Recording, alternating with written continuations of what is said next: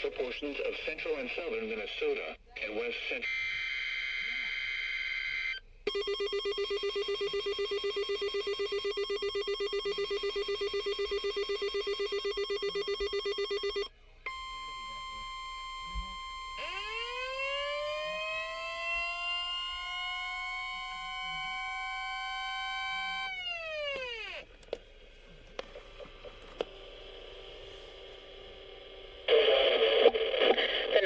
Service in Chanhassen, Minnesota has just activated the warning alarm on 13 weather radio stations across central and southern Minnesota and west central Wisconsin.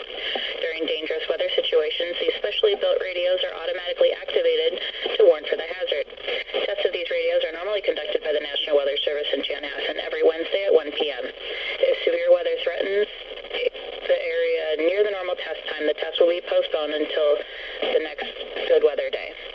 The warning alarm will be activated for selected watches, warnings, and statements affecting central Minnesota, southern Minnesota, and west central Wisconsin.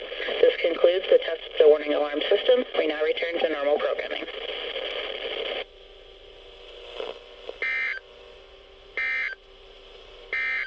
This is Weather